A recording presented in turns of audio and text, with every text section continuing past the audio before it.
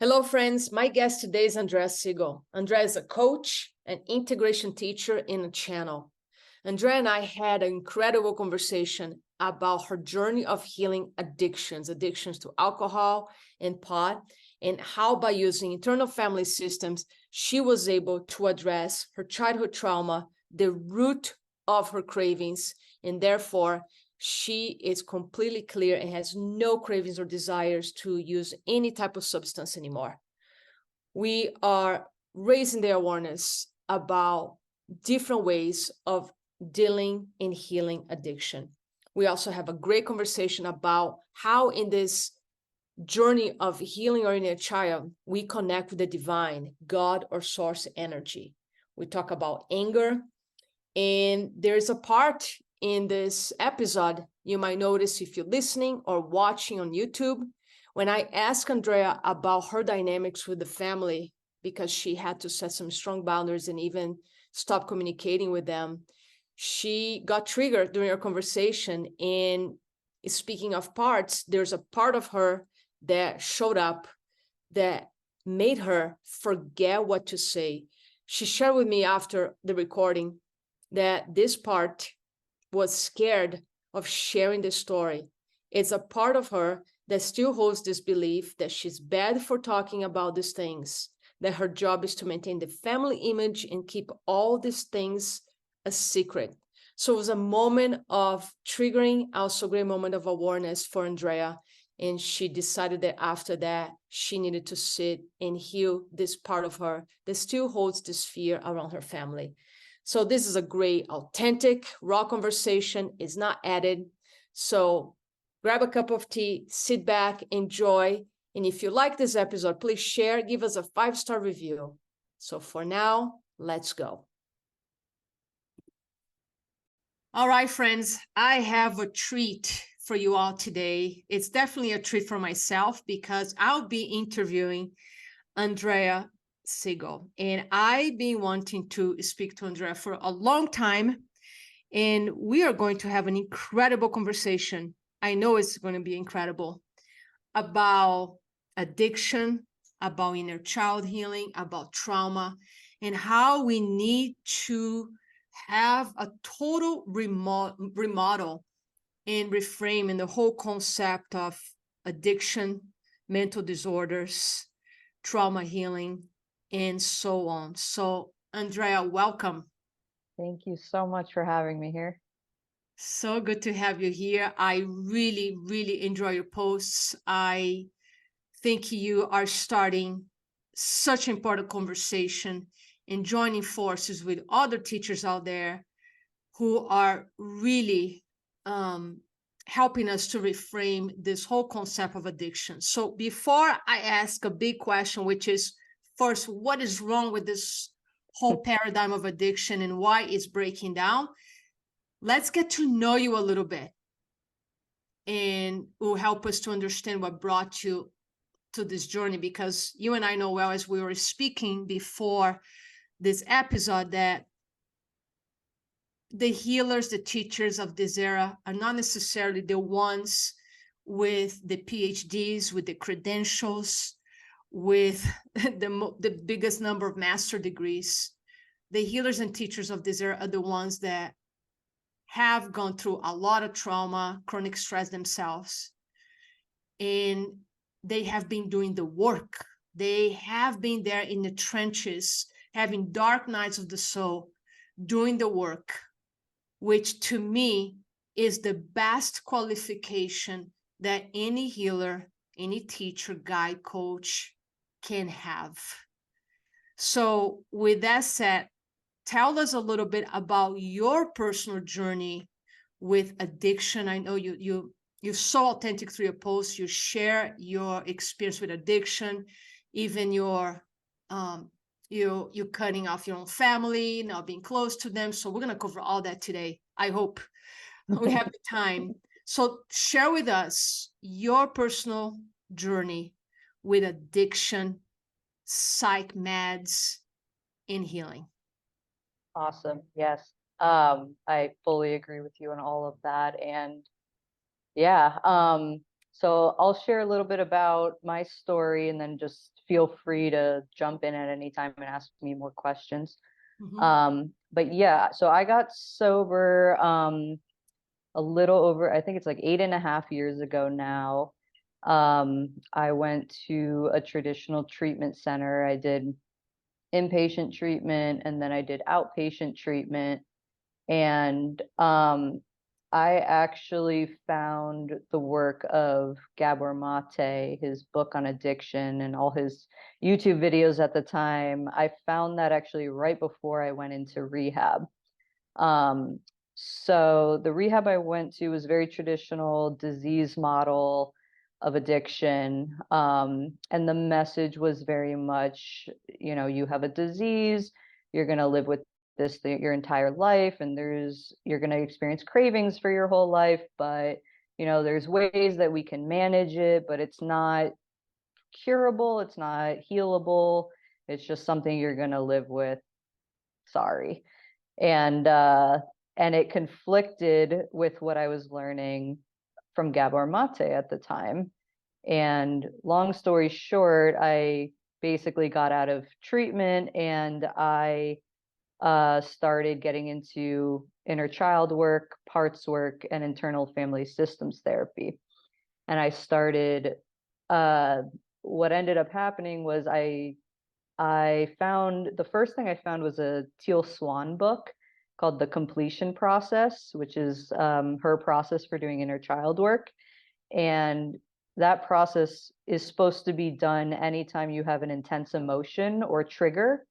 And so it was perfect that I found something, because in early sobriety, you stop doing drugs and alcohol, but all your emotions come to the surface, and they don't really teach you what to do with them.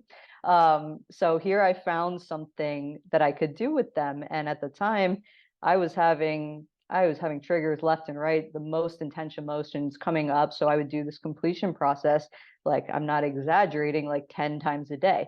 I did it all day long whenever I had an intense emotion. And it helped me with each emotion and trigger connect to these inner children that needed my healing and my attention and love. And I learned how to, I guess I would say, like, alchemize these painful experiences into experiences where I could feel unconditional love from myself to these younger parts. But then also I started feeling uh, unconditional love from the divine. I would tap into these states where the divine would be holding me while I'm holding my inner children. And it was like this like incredibly expansive, beautiful experience that I'm like feeling the whole spectrum of human emotion. I'm crying and feeling all like my pain and my trauma, but such beauty and love too. And it was like that feeling to me was better than what the highs I would experience when I would do drugs and alcohol. It was more satiating. It filled what I would describe as these holes inside of me. I felt this feeling before. I was feeling this emptiness and these holes in my being. And when I would do this work, I would literally like feel these holes being plugged up, and I would start to feel my wholeness. And that the more and more I did that, I just like did it like a crazy person every single day in early sobriety. The more I did that, the more I started having these like really insane spiritual experiences. Like things would happen, like the craziest synchronicities and things and people coming to my life. And it was just like this whole like magical realm opened up to me. And yeah, again, it would put me into these states that I would get these like natural highs too. It wasn't just like this feeling of wholeness. Beyond that, I started getting so high off of these crazy experiences that would start to happen. And that was even better than drugs and alcohol too. And I would say within about 6 months, my cravings went away completely through doing this work. Um, I, it was like, it was like the cravings went away at 6 months, but that period between 6 months and a year was still a lot like of intense work. And I mean, that never ends. I'm still doing it. But what was so remarkable to me that was that by the first year of sobriety, my cravings completely went away, never came back. And what has been very frustrating, I'll go into a little bit of the addiction field here, because after that, I chose to, I started to have I saw that this worked, and I saw that it was healable. And I was so excited to share this, that I wasn't experiencing cravings anymore. And I was just like, it was the coolest thing in the world to me. And so I would try to tell other people at like 12-step meetings, and it was very quickly shut down. I would try to tell anybody I could who was in the addiction field or sobriety field, and I couldn't speak to anybody about it. They were very dogmatic in their way of viewing addiction as a disease. And I would get invalidated a lot of just like, basically, you're getting cocky. Basically, like, just because you're doing well right now doesn't mean that later down the line you're not going to relapse. I know people who are 10 years sober, 20 years sober, 50 years sober who relapse. And so basically of just like, yeah, that's not true, just cool, you're having a good period, and I just knew it was different. And I agree that that is totally a phenomenon, that people do have a lot of years of sobriety and then they relapse. But I personally believe it's because this root cause healing is not taught. They haven't done that. And so anyway, I got really frustrated that no one would listen to me, and I thought that the right path was to go to graduate school for psychology. And so I searched I found an amazing graduate school called Naropa University in Boulder, Colorado, that is a Buddhist-inspired university. Um, and I went to school for transpersonal psychology. My credentials are technically a master's in clinical mental health counseling. It's a mouthful, with a concentration in mindfulness-based transpersonal counseling. It's under the transpersonal psychology field there, which is combining psychology and spirituality. And I had an incredible experience at this school. I loved it. We do, because it is it's a credentialed grad school where you come out with a master's degree, you still have to learn DSM diagnosis. I was taught all of that, but it was this really cool environment where all the students and the teachers, they all know the DSM's bullshit, and we have to kind of go through the motions, but everyone knows it's BS, and we really study root cause healing. So I loved that school. And then I started in my internship year, and when I graduated, were my experiences getting into the mainstream addiction field. And I even worked at places where trauma was a part of the teaching there, but it was this really weird thing where they were teaching about trauma and addiction while also simultaneously saying that addiction is an incurable disease that you're going to live with your whole life. So to me, I was just like, what's going on here? And it started to be very everything that I wanted to bring, because here I was like studying this so that I could revolutionize the entire field of addiction. That was my dream. That's what I thought I wanted to do, like revolutionize it from within.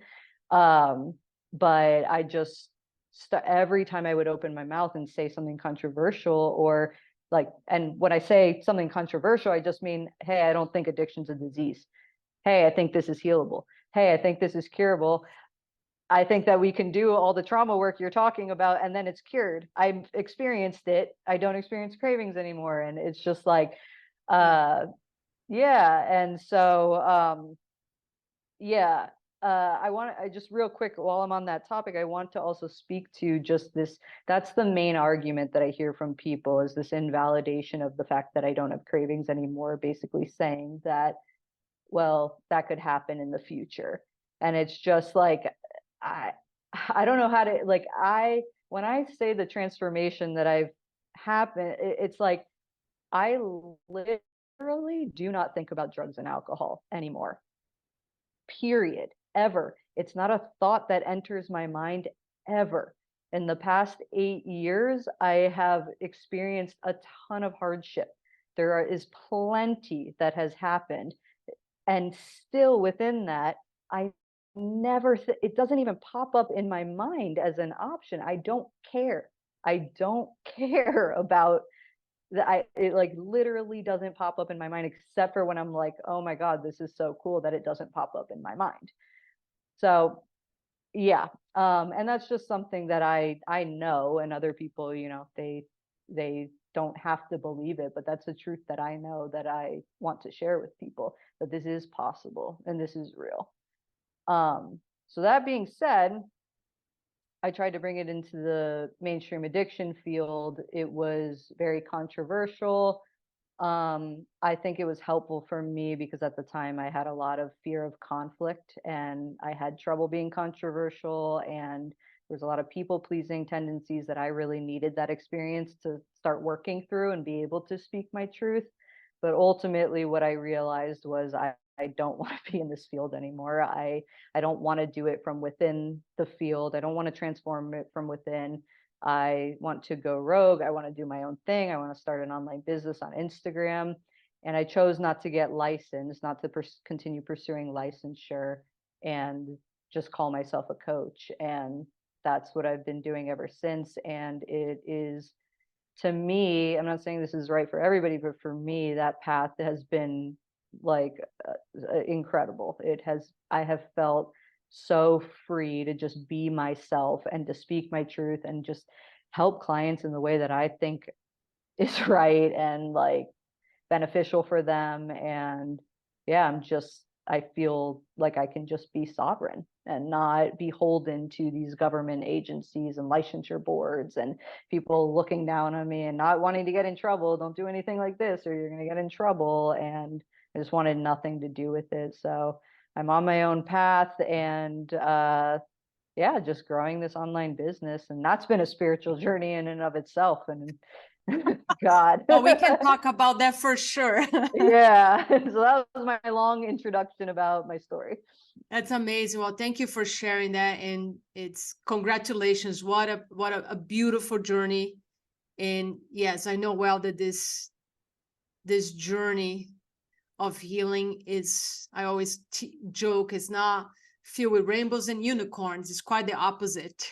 We spend a lot of time befriending those part of us that we abandon for good reasons. And you and I are big fans of Gabor Mate and other trauma teachers that are helping us. They are paving the way for us to go, as you say, rogue and go against the system. Not, let me reframe that. I don't want to say against, it's just presenting another path. Yeah. Because I don't want to operate from that place that we're going to make everything that the traditional medicine or traditional psychology or trauma healing, it's all wrong. I don't believe that. There's some good things there. So it's not about us recreating the wheel, but it's about us, let's use the wheel and make it better, make it more complete, and make it holistic. Because the problem of that model, which I'm just going to call the pharmaceutical model or the healthcare model, is extremely incomplete. Yes. And it is frustrating for us because we are open to embrace their modalities. Like there is time maybe for a prescribed pharmaceutical drug for depression or a prescribed pharmaceutical drug for anxiety or other conditions. They can serve temporarily. So we are willing to embrace that is part of the process, sometimes for certain people. And yet that system is not open at all. Like you say, you try to share your wisdom and you were judged and criticized and even disempowered those times by hearing messages like, oh, you just wait until things get hard and you're going to want to drink again, so to speak, like already predicting that you're going to have a relapse. And like you said, no, I won't, because I am dealing with the root cause of this. Yes. Because the opposite of addiction is what? It's connection, and lack of connection with the self, lack of connection with God, lack of connection with the world is a place of despair. And of course, from that place, we want to drink, we Yeah. want to use drugs, we want to watch 8 hours on Netflix, we want to have sex, we wanted to run away, of course. Versus once we start befriending these parts of us that are in despair, like the inner children, they are in despair, they are scared, they are feeling lonely, in sadness and hurt. And once we can be with all those parts of us, then we don't need to escape anymore. So if we Yeah. don't need to escape anymore, why would we poison our bodies within the substance if we don't want to escape? That for us here, it's common language now, common sense. And it's my deepest hope that this conversation, and I'm going to bring you back. I already know we're going to have 2 parts for this podcast, is to just bring awareness to people. And some people might get triggered with this words, this sharing, and that's okay. I always say, if this triggers you, please stay to the end, because there's an invitation here for you. Yeah. I've to learn. So with that said, Andrea, you said something like this whole concept of, before I go there, let me pause myself. We're going to go to God, because you share something so powerful that I related so much in your own process of healing the inner child. You said something like you were alchemizing your experiences. You were feeling this unconditional love towards all your parts. And in that process, you felt an incredible connection with the divine. Yeah. That relates so much, because even though I've been somebody who always, before especially doing a lot of healing, inner child healing, I always believe in God, but I didn't experience. I believe, but it was still that kind of energy outside myself. Yeah. And it was in my process of healing the inner child, using compassion inquiry, using somatic healing, is a process taught by Dr. Gabor Mate and other great teachers like Richard Schwartz and IFS. But just being that process of being with all those parts, I start feeling tremendous love. And I always joke that I stumble into God in this healing. That actually, by connecting with the inner child, she was the one holding the golden key to the connection with the divine. Yes. So let's go there.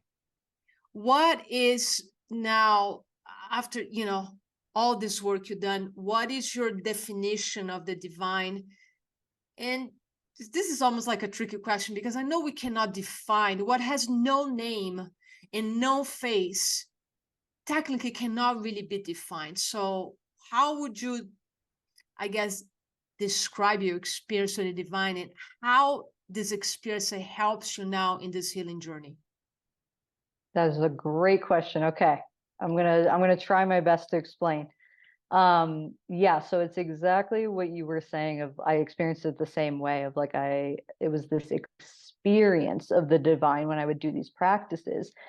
And what I started experiencing was, somewhere at first it was just like me and what IFS calls the capital S self, holding these inner children and giving them unconditional love, which I really kind of thought of myself as just like me, who I am now. And then what started happening was, somewhere along that line was, while I was doing that work with my inner children and learning to hold them as my current adult self, then I started having all these experiences of my higher self holding me, or like my higher or future self, whatever you want to call it, holding me while I was holding my inner children.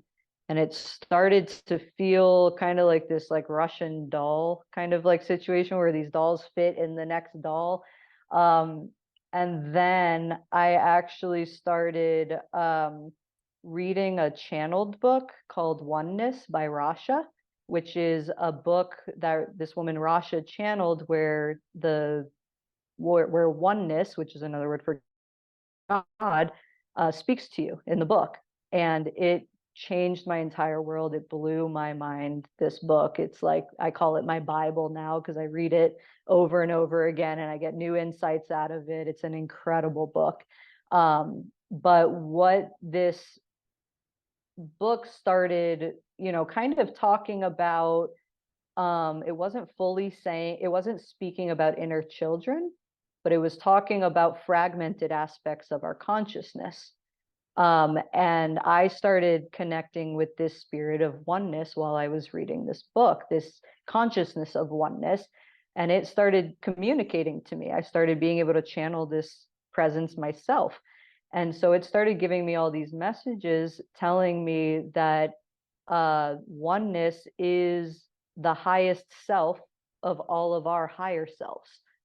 And so it was showing me these like images of like the Russian doll. It was telling me that basically in the same way that each of us is like, we're all one person. I'm Andrea, and I'm one, right? I'm one body, one person, but I'm made up of a multiplicity of many different types of parts, inner children, And so I'm oneness and I'm multiple. I'm many made up of one. And then it was showing me in the same way, that's what oneness is. Oneness is a one being that each of us are parts of. And so it was showing me it's all like the same thing.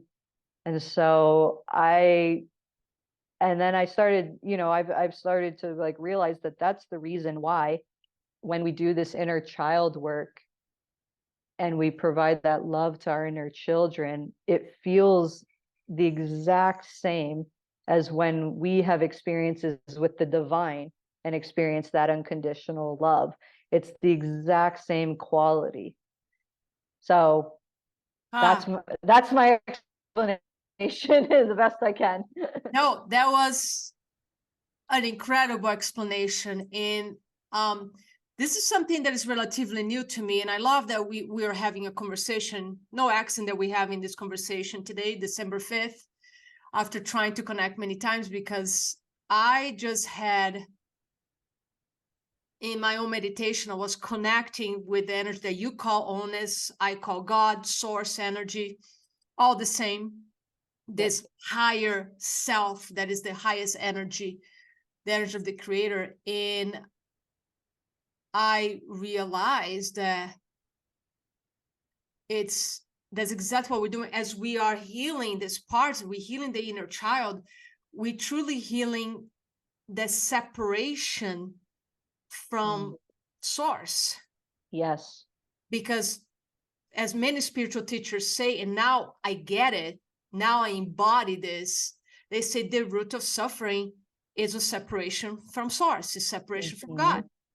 And a lot of people can't understand that because they will still break it down to very, they'll put in compartments like, no, my root of suffering is my trauma with my mother, my root of suffering is my trauma with my father, or my root of suffering is my struggle with money. Well, yes, and looking from a different angle, you're having all these issues of separation from mother, from father, from abundance, because you are separating from the most important energy of all, which is source energy. And as we connect with that, all of a sudden these problems start to melt away. And which brings me to this point of how a lot of the spiritual teachings, they focus a lot more into this connection with source. And yet it's extremely hard to just go directly to this connection with source. And that's the frustration with a lot of people. It's like, or they bypass and they just focus on connect with the source without doing any of the inner child healing. And we have seen what happens to a lot of these gurus and spiritual teachers who bypass all this work. We don't need to talk about how they have their falling. So just recently I had this realization that actually the child is our path to the source, because the child is our essence self, is the pure innocent child. And once we connect with that essence, that part of us, which is the innocent child that has always been intact, never hurt, never damaged, never really wounded, which is our essence, then all of a sudden a connection to the divine source happens naturally. So I love that you brought this up. Seems like you had this realization before me, and I'm just like now like, wow, yes, it's all connected. It's not trauma healing is one thing and connection with the source is another thing. So Yes. I think what has been missing for many, many years and has been a source of, I would say, frustration for me, who always been very guided to study books, to read books. The space that has been missing is the bridge that connects both the spiritual teachings and trauma healing. Yes. Because we need to do both. That's why I love that you went to Naropa, which is here in Boulder. They bridge this connection. They're not separate. You cannot just be on the path of personal growth, which can lead to even more shadow and egotistical personalities. You have to bring the trauma healing and the spirituality together. They're always been connected, actually, never been separated. It's like science and spirituality they've never been separated. It's just we separate our minds.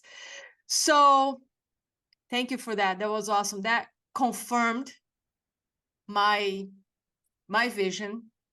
So I love that. I love it. I love everything you're saying. I have something I want to add to it. Yeah, I love what you're talking about and how they're not separate. And something that I started realizing too, the more I start in Naropa, actually specifically, I took this class called Kabbalah and Consciousness. And we learned we started learning about how all the primordial teachings, all these mystical religious teachings talk about this story of this unity, God source, this unity that became fractured and split up in Kabbalah, it's called the shattering of the vessels. This unity shattered into a bunch of pieces. This is what we call like the Big Bang in science and all of these things. And so I started realizing, holy shit, we are like little mini versions. We're microcosms of that macrocosm, that big story. I started realizing that each and every one of us, our individual lives, the same exact mechanism of that fragmentation that happened with source happens with us when we experience these traumas. So we come into our life, we come in as babies whole and in unity, and then we experience these things that cause fragmentation. So I believe that in every moment of the traumatic experience, a part of us fragments.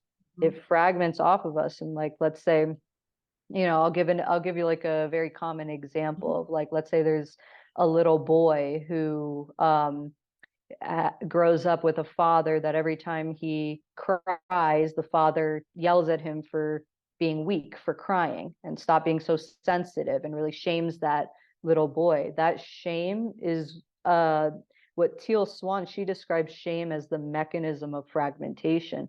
So she talks about that in that moment, that little boy will fracture and fragment into two different parts of himself. The vulnerable part that's sensitive, and then the new personality protector part that is formed, that's strong and not vulnerable at all. And this is the part that he presents to the world. And this part goes away into the shadow. And so, yeah, then I believe that ultimately we get to a point where we need to call back all those disowned, fragmented parts of us from separation, like you said, that separation, and bring them back into ourselves towards this unity and wholeness. And then, so I believe that that's the first step. And then, okay, so I actually believe, and I've gotten messages about this, that our higher selves and oneness, which is really just a higher self of our higher self, that from this end, it's actually integrating us into it as we integrate our inner children. So the more we do our trauma work and the more we integrate our inner children and become whole unto ourselves, the more that these higher aspects of ourself can actually integrate us as a part of itself in the same exact way. And I think that this is my own teaching. I think that is what's meant by that, the common saying, we're all God's children. We're all inner children of God, and ultimately we're being integrated back into God. Every part of my body says yes to what you just said. It's just the resonance, right? Like, whoo, yeah, everything she said makes sense to me. It's very exciting times, because I believe that we are truly experiencing now, because so many of us are called to do this work, because so many of us, it's my belief through this work I have learned, as I have been had many experiences with cravings, craving relationships, craving validation. I was totally addicted to validation, craving attention, thinking there was something wrong with me because I wasn't making enough money, or because at 53, I hadn't attracted, my soulmate yet. And so I made all these stories about what was wrong with me. And I realized that all this constantly seeking and searching was simply a longing to know God. Yeah. Is this longing to know, truly, I can say, okay, it's the longing to know myself, just like the title of that book, right, by Richard Schwartz. It has always been you, or you being the one you're looking for. Yeah. That was a moment for me way before I read that book, that I was meditating and making a connection with a part of me that was feeling so lonely, so sad, because I hadn't met somebody, and I am with somebody wonderful now, but I hadn't met somebody, and I stay with that part, and I love that part. And that moment I heard this voice, you are the one you've been looking for. Wow. One, capital One. I realized that, yes, I'm the one to look for, because that one in me that I'm referring, it's source, is the God in me. And then helped me to embody this full understanding that we all chasing, in a way, chase is not the word, but when we chase money, we chase relationships, we chase success.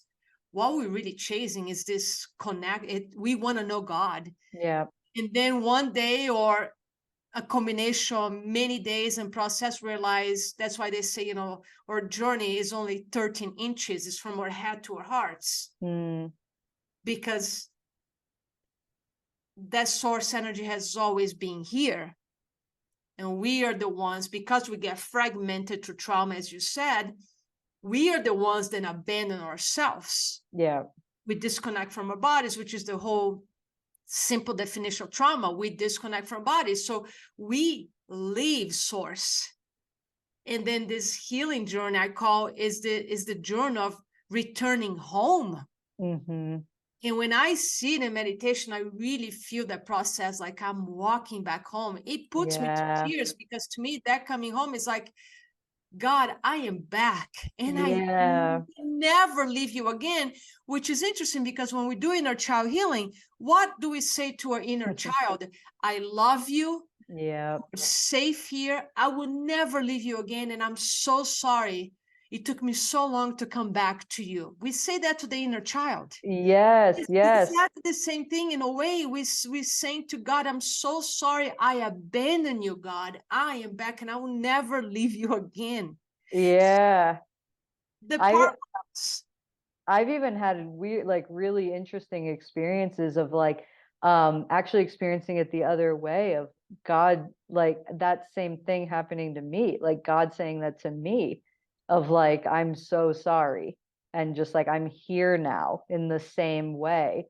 And, giving me messages of why it had to not be here, and what I had to learn through that experience, but I'm here now. I've got you.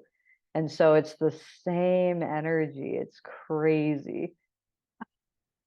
Wow, this is okay. So let's bring down back again a little bit to this let's say 3D world. Yeah, and let me say something because I think it'll lead us there. Yeah. So what I loved what you were saying before too, of like, yeah, that is the answer. But if you just say that to somebody in the midst of their suffering, of like, just connect with God, just go back home to source, they're gonna look at you like you're crazy, and it's very unkind to say that to somebody, and they're like, cool, that sounds fucking great. How the fuck do I do that? That's You know, exactly it's what I heard before. exactly. And so, and it is, you know, and it's just like, I've been there too, you know, it's like, I know what that feels like. And what I love so much about IFS, parts work, inner child work, however you approach it, these are direct, practical pathways to get there. It gives you something very practical and immediate to do in your life when when you have intense emotions, triggers, anything. It gives you something to do to have, like you said, have an experience of God, not just try to get there with your mind. It literally brings you there. And so that's what I love so much about it. And it's like, even with clients, like when I'm working with them in the very first session, I very quickly want to bring them just into an experiential. It's like, I don't want to get so much history and go into their trauma and talk therapy. I just like, I just want to at least give them an experience of what this is actually like. I want you to feel the magic and the power of it, and then decide if it's the right modality for you, you Right, know? right. Which I have found it's not the right modality for everybody, because Yep. many people I have found have, and nothing wrong, I'm not making right or wrong, they just have a resistance to even the term inner child. There's Yeah. this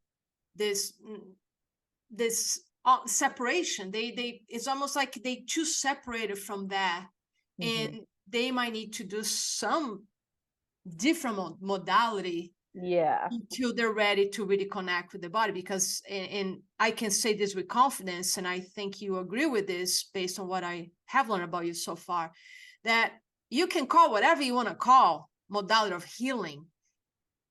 It has to be somatic. Yeah. It's like there Yep. is no way out of feeling. Nobody will heal without feeling. And Yes. this does not equal relieving your trauma, because a lot of people have this myth that inner child healing is all about going back and relieving the trauma. And of Hmm. course, I do my best not to have my clients relieving any terrible memory. We work with the emotion, it's not the memory. And Hmm. that's why a lot of people ask, why do I need to have memories to heal? No, it's just about connect with the emotion Yeah. that's stored in the body, that imprint, that snapshot of that moment of trauma that that froze the emotion in the body. And so I want to just share this piece with the audience, because if inner child is something that triggers you, something you don't like, this modality, just know that all the modalities might work for you, as long as it's a somatic modality, something that's going to help you to feel your emotions and be fully in your body. You need to be Yeah. fully in your body. That's why just connect with source from the neck up. First of all, it's not going to be an authentic connection. Yep.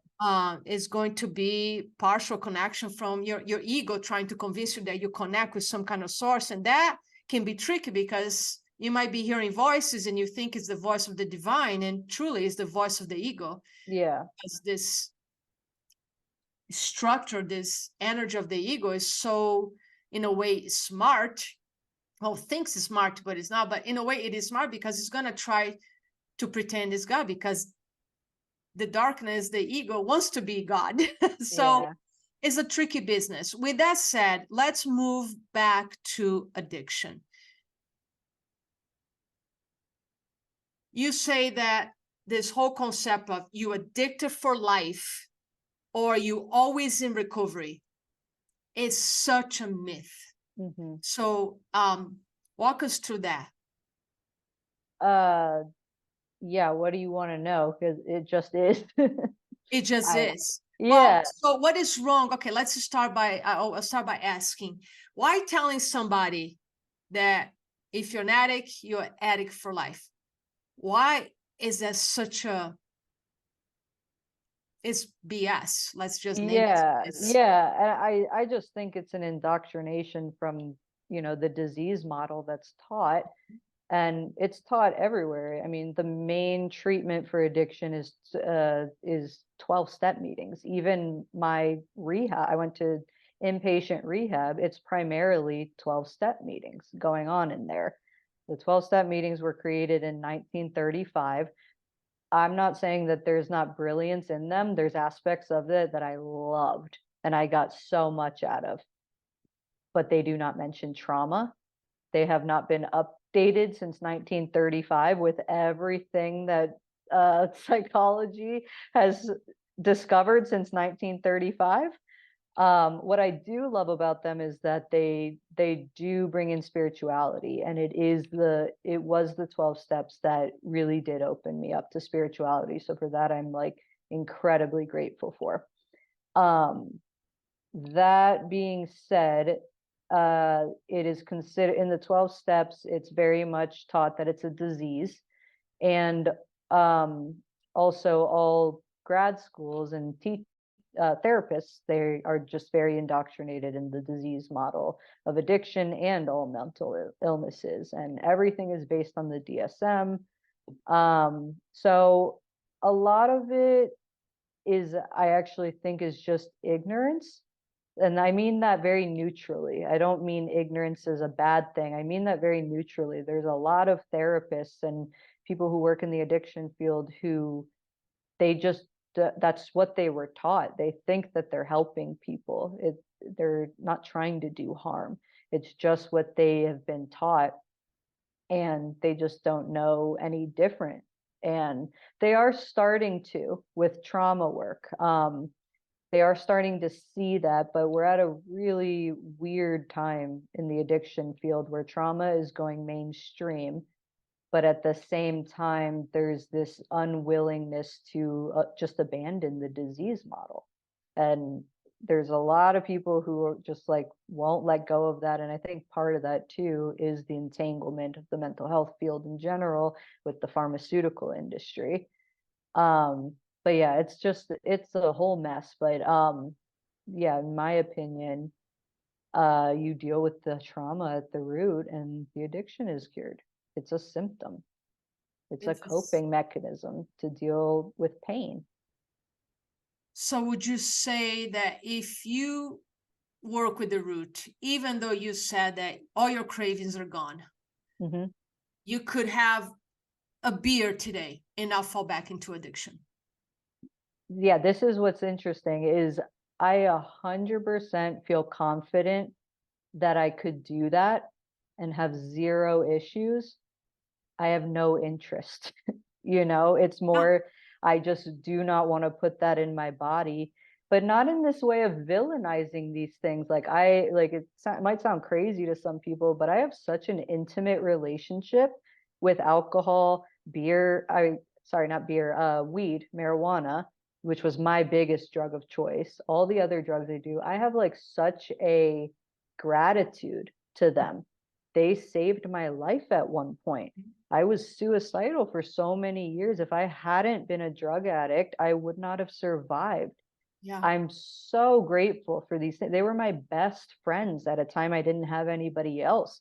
I have like such love for them. Mm-hmm. And it's weird to like say this out loud. I haven't actually said this out loud, but it's like I still have a relationship with them, but it's transformed. Mm-hmm. I don't need or want to drink or smoke. I don't know. I'm in touch with the spirit Yep. in a positive, transformed way. I don't know if that makes any sense, but yeah. That makes total sense to me. That is that unconditional love, that love that you feel towards the body. And why would you want to put any of those things back in your body? Yeah, and And though we're I not think here, that we're not here saying that drinking a beer or smoking pot once in a while is going to poison your body. It's not, like you said, we're not villainizing those things. yeah. And it's not even just about the poisoning. That is like an aspect. I just like know it's not good for my body. And I like care about health and I eat all organic. I try to, and yeah. But it's just, to me, if I were to have any sort of negative emotions in my life, or triggered, or I'm having stressful times, and I were to drink, or it's just like, I can't abandon my inner children like that anymore. I don't want to. I just could never do that. And I have all the skills to be with them and regulate my nervous system, that I just I love them so much. I've done so much work with my inner children. I love the shit out of them. And it's just like, if they come up, if I'm experiencing something in my life that brings one of them up, I'm going to be with them. I'm not going to shut them out. I'm just not interested. So when people say things like that, of like, do you think you could have it? I'm like, yes, totally. But it's hard for me to explain the intricacy and the depth of why I'm not interested in that. It's like this love for these inner children, and that's all that's happening in my life when that stress is coming up. Yeah. So yeah. Beautiful. Well, I want to shift a little bit into family dynamics here, because you went public in many of your posts about your relationship with your family. Yes. And the reason I want to bring this up is because I know, number one, the source of trauma happen in our families. Yeah. And I work with many clients myself, and I know this is a sore spot for a lot of people that are doing the work. They're trying to heal, and yet they still very entangled with the family. Yes. And it's complicated because it has all this, I guess, limiting beliefs about, no, they're family. You have to stay close. You have to go to the holidays. You have to show up to the birthdays. You have, Yeah. because they are family. Yeah. And people carry so much guilt around this. So I'd love for you to share a little bit your experience to maybe help some people that might want to take some distance from their family, and they're Yeah. dealing with so much guilt and shame around that. So can you shine the light, maybe, by sharing your experience? Yeah. Yeah. Thank you. And I just want to say that I experienced all of that so much. Plus uh I think something that was really big for me was actually like this spiritual bypassing piece, and these spiritual teachings of love everybody and accept everybody for who they are, and just have compassion for your family, and almost these trauma teachings too of, when I learned about all of them, and I very clearly could see the trauma in my family. And I just thought the answer for a long time was to just make myself have more and more compassion, more and more compassion, more and more. I would start to beat myself up of like, I'm not loving enough. I'm not compassionate enough. I'm not spiritually perfect enough. There's something wrong with me. Oh God, I need to heal myself and heal myself. And why? And it was just like this exhausting thing. And then I'm actually in a weird way, I'm like kind of grateful for this, that uh, when I graduated from grad school and COVID started happening and everything, I got into a conflict with my family that, things were not, this was kind of just the straw that broke the camel's back. Things were, you know, not good for a long time. But there was such an intense conflict and blow up that started happening when I graduated with my degree, and I told my family that I was going to be starting an online business where I'm going to be sharing my story, where I'm going to be sharing about my addiction and the root of addiction being childhood trauma. And I feel really called to share my story publicly on social media to help people and to help. It was like, that's my calling. That's my like very deep soul calling. And sharing that with them, I knew that they would not be thrilled about it, because a big value in my family has been public image for a long time and the way that the family image looks. So I knew that they wouldn't be happy about it, but I was not anywhere prepared for the amount of backlash that came and the intensity of the reaction that came. and the attacks of my character that came of like, just a lot of stuff of like that I'm like wanting to create a business bashing them, and I want to make money off of bashing, and just putting me in this like light, and just like, oh, that I only want to be angry. I'm stirring up all this anger inside of me to have more fodder for my business, and just like this view of me, and it was just really, really intense.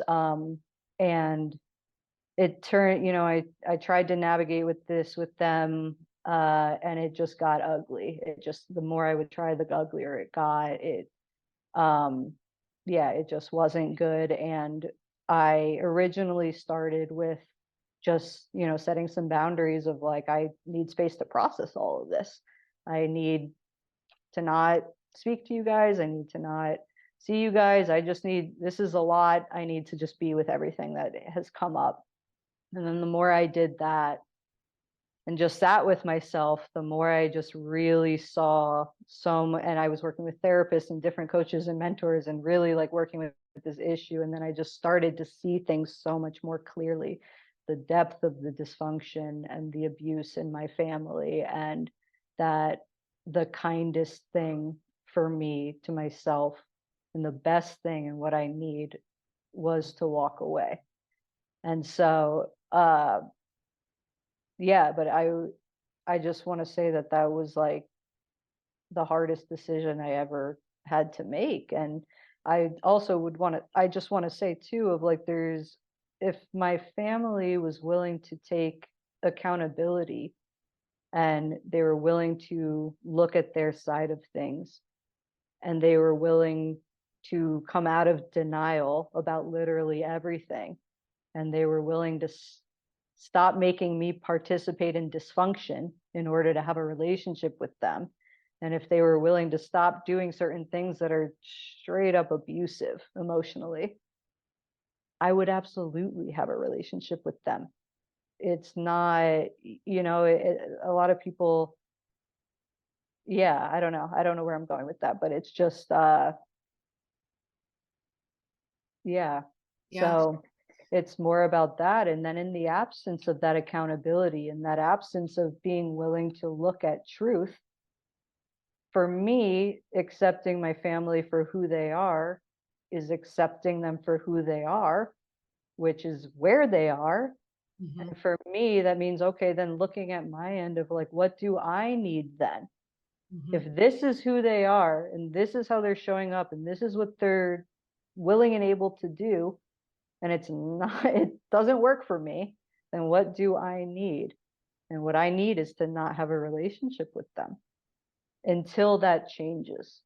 And as of this, there have been a lot of times through this estrangement where I have attempted to have certain conversations with them and see if, things are changing a little bit, and it's just very obvious that they're not. So until that they are, then this is what I need. And it's not, and it's just really painful, because it's like, it's a very painful situation. No one wants to be estranged from their family. And the truth is,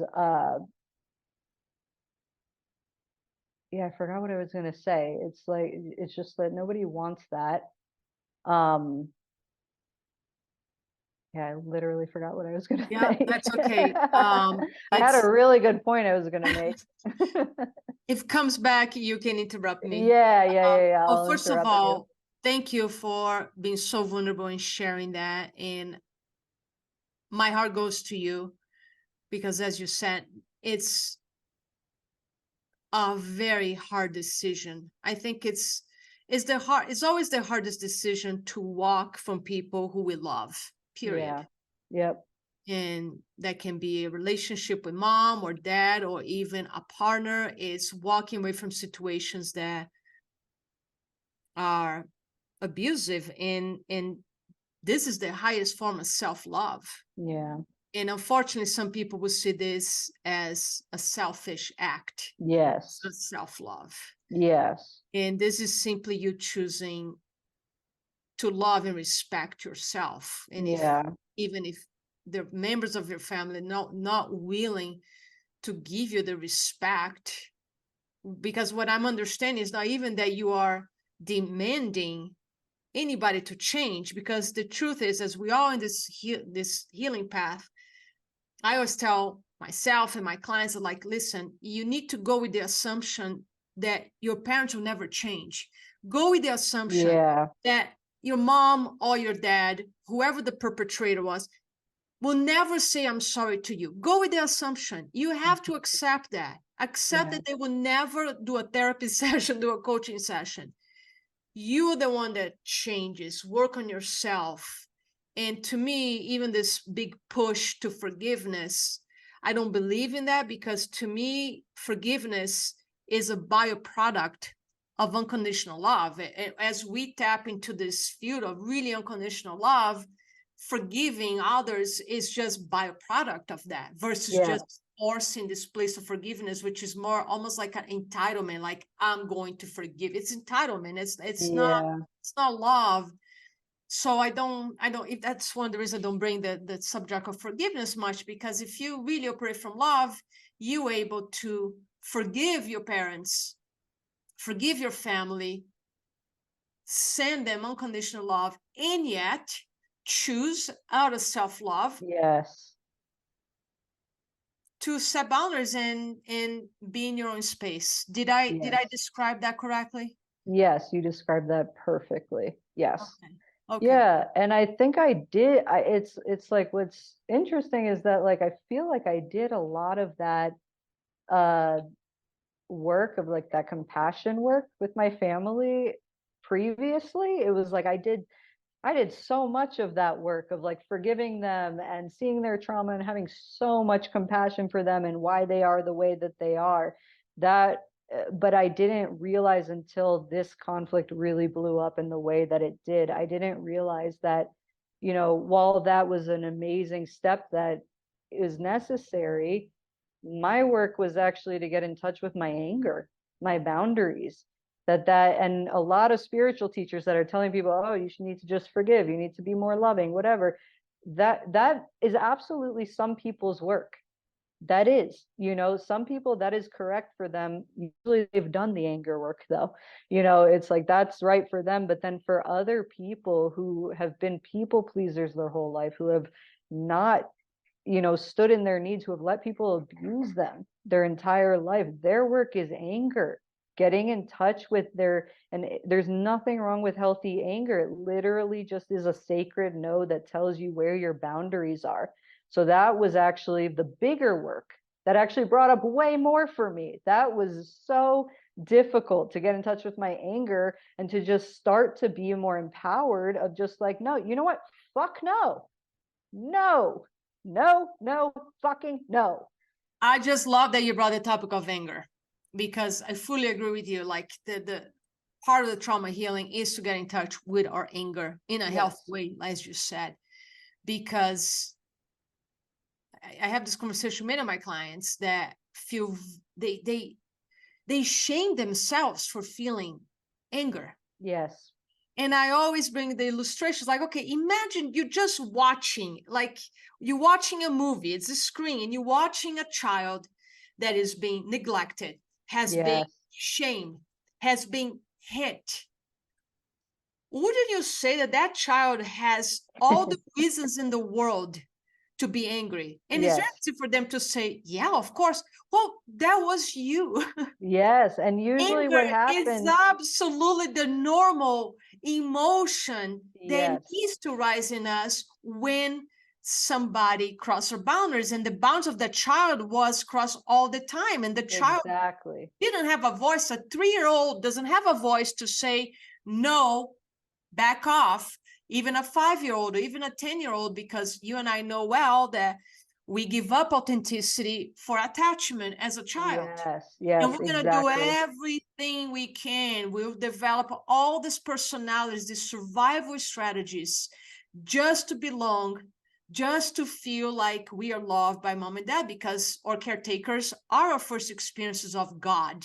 They are God. So we're never going to say there's something wrong with my mom or something wrong with my dad. Yep. We're going to always say there's something wrong with me. Yes. It's interesting because that is so alive in a lot of adults that I work with some clients with a lot of trauma. They still protect their parents. Yeah. They have such a hard time just seeing the truth. And this is not about blaming parents.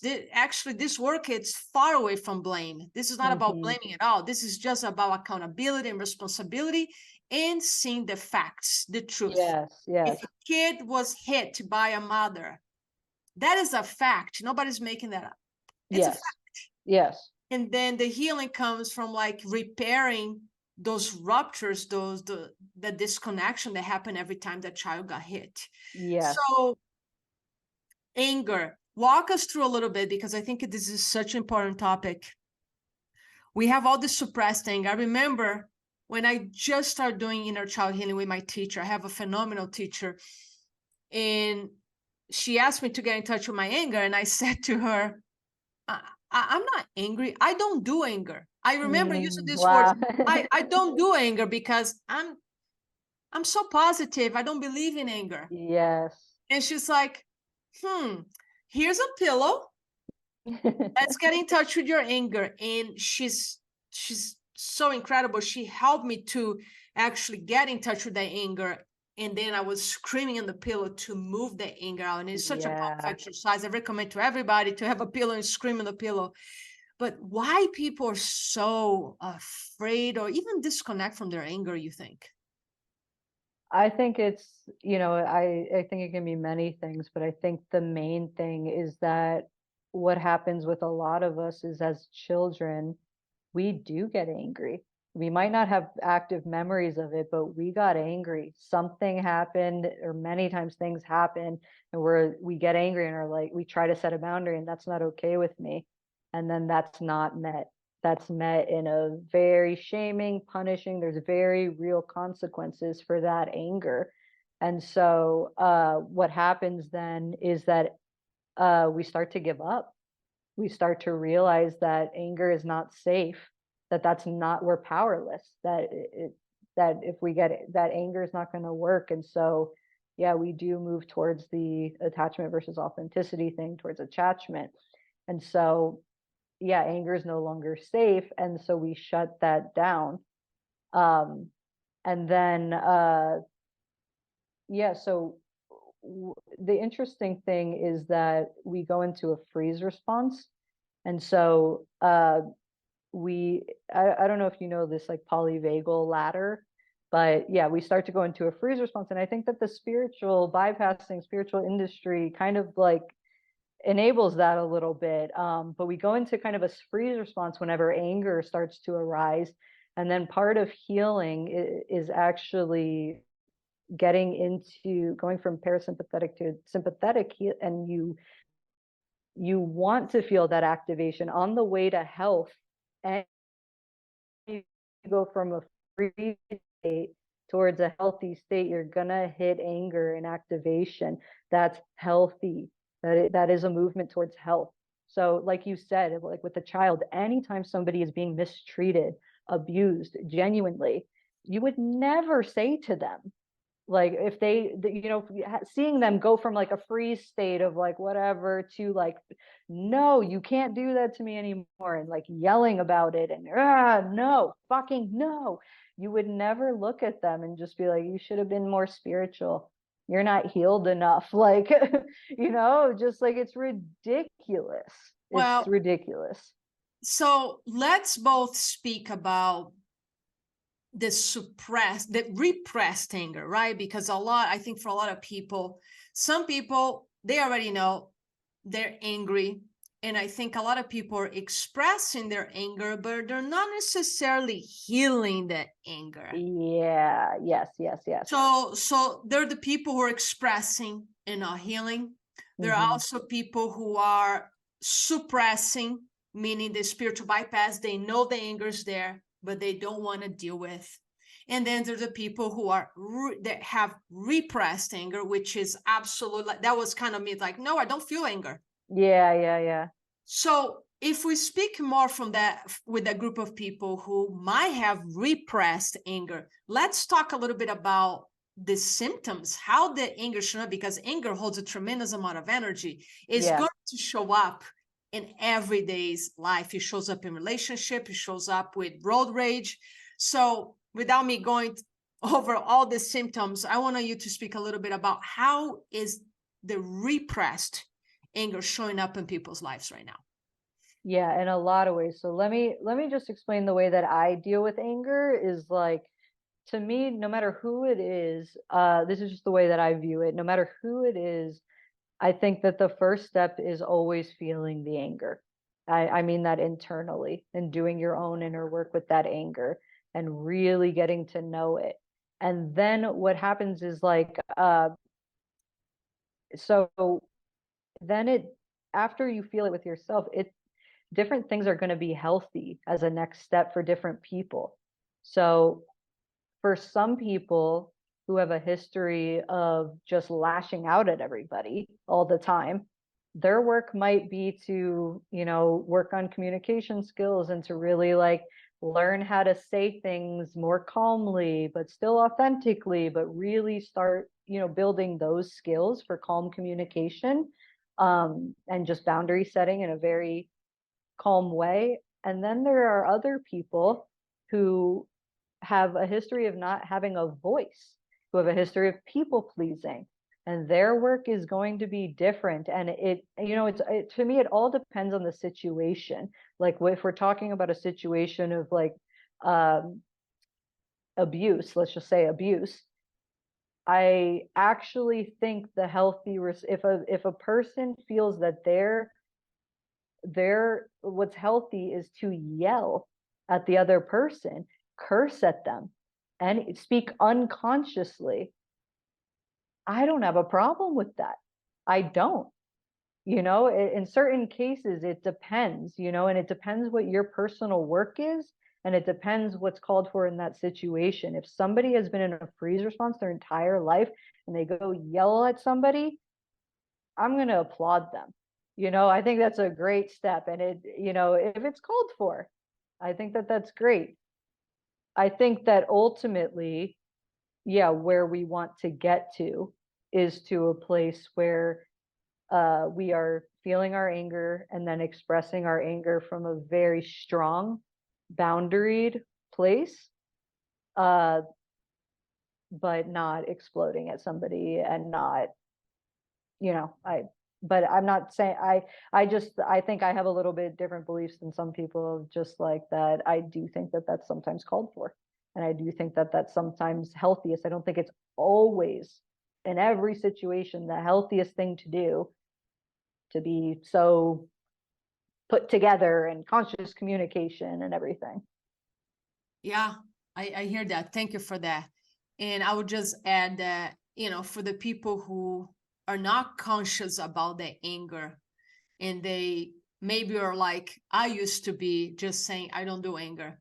Yeah. Anytime you're expressing passive aggressiveness, constant frustration, Yeah. impatience, irritation, um, those are all forms of repressed anger. Yes. Yes. And then, of course, the extreme of that, um, Dolores Cannon, who passed, she used to do a lot of you know her work as well. Yeah. And she speaks from the place that, like many teachers speak from the place that every disease is it's an emotional, it comes from an emotional source. Yes. And I'm a big believer in that.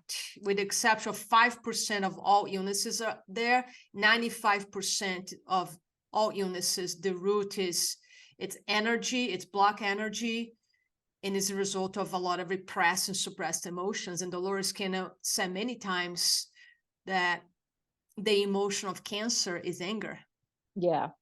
It's Yeah. repressed Gabor anger. Mate has said that too. Yeah, Yeah. yeah. And you know, I'm sharing this with a lot of love and compassion. I'm always careful when I talk about these roots of disease, the emotions, because it's never to blame anybody, to make anybody feel bad about, you know, don't want anybody to feel like they're caused, but at the same time, unconsciously, as Gabor Mate talks about, every illness, it's a process. Yeah.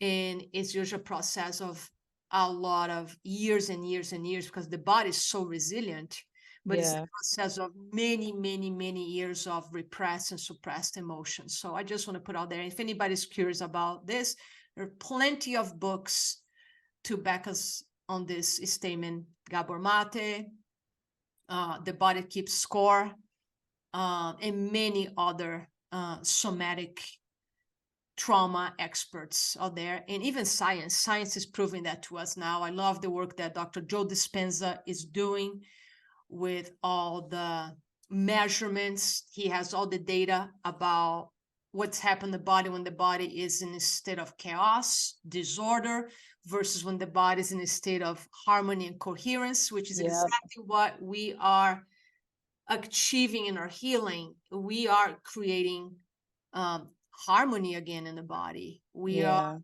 using we are leaning towards the intelligence of our body, the intelligence of source, to create wellness. So I love the work that Dr. Joe Dispenza is doing, because now he has all the data to prove to the skepticals out there. Because I myself went to 2 of his retreats. I seen people being in wheelchairs and taking their first steps after 7 days of doing this work of coherence. So I know it's absolutely possible. I know it's our nature to heal. It's not our nature to be sick. As I'm gonna quote Dolores Cannon again, she said, it's not the normal to be sick. No, 100%. I love everything that you said, and I agree with what you're saying about like being careful about the way we speak. And I think it's so important to, share what is possible, and that's why I like to talk about addiction too. It's just like I offend people left and right if I, say that it's not a disease, and I would see that, and there was people who were very attached to that. And but at the same time, it's just like my intention for sharing all of this is because I want people to know what's possible. And even like with what you're saying about anger and cancer, it's like people need to, they can make their choice after they know the information, but it's like there's something you can do.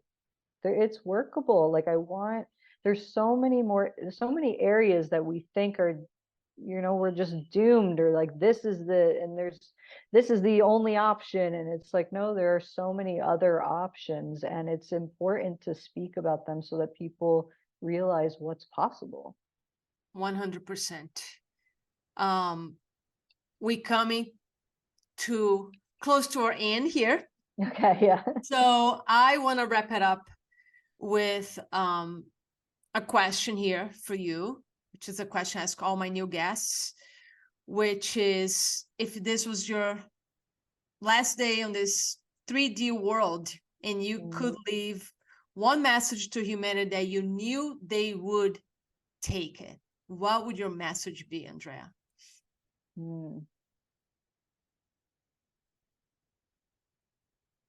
I think it would be that it's safe to move towards your desires. It's safe to live in alignment. And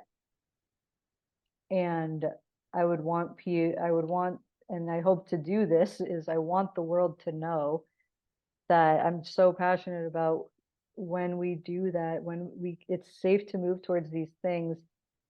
And then there's going to be all different parts of ourselves that come up that are in resistance or fear around living in alignment, being our true selves, moving towards our desires, all these things. And I just want people to learn how to hold those parts in so much love, and to help them feel safe enough to come along for that. And just like enjoy what's actually possible in this life. Awesome. I love that. And that's what we're going to talk about part 2, manifestation part, because part 2 is going to be focused on what is possible. And I think you and I are here together because we share a great mission. We share the same passion, which is really to show people there is another way. Yeah.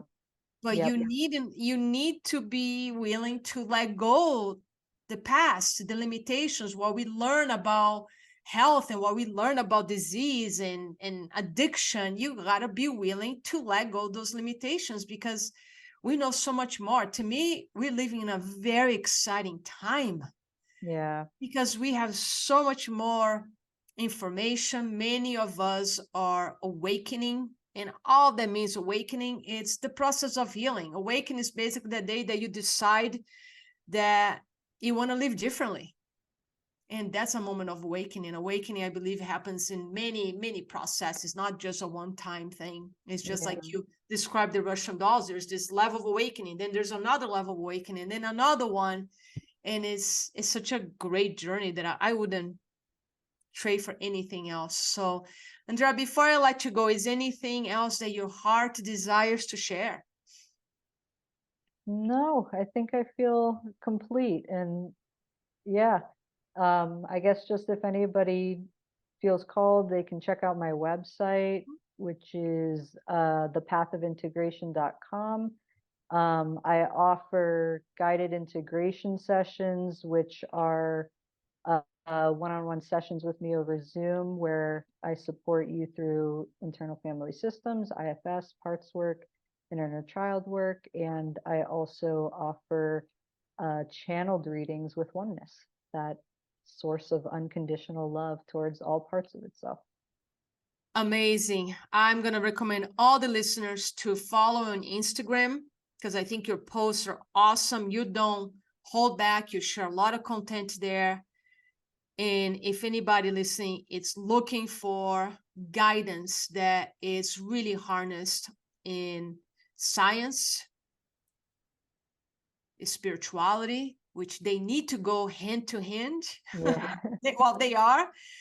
I think you can really be an incredible guide, and especially people struggling with addiction and have questions. Would be okay for them to reach out to you and ask questions about addiction? Yes, absolutely. Awesome. Anybody. Yeah, and that's a very good point. I forgot to say that my Instagram handle is Path of Integration. Path of Integration. I'll put all your information, the links below this episode. And I do not feel complete, Andrea. I never said that. I do not feel complete in this podcast. And yet, because of time, we still have to deal with this concept of time in this 3D world. Yes. I'm going to pause now because there's so much more I want to ask you and talk to you about. But for right now, I want to, from the bottom of my heart, thank you first of all for the work you're doing, because your healing, it's my healing. Mm. Your healing is the healing of our planet. So I really, with a humble heart, I thank you for the work you're doing, for the work you're sharing with the world. And we are walking this path together, and Yeah. hand to arm, we really are. So thank you so much for your time and everything you do. You're so welcome. I feel the exact same way about you, and thank you so much for having me on. Until next time, my friend. Namaste. Namaste.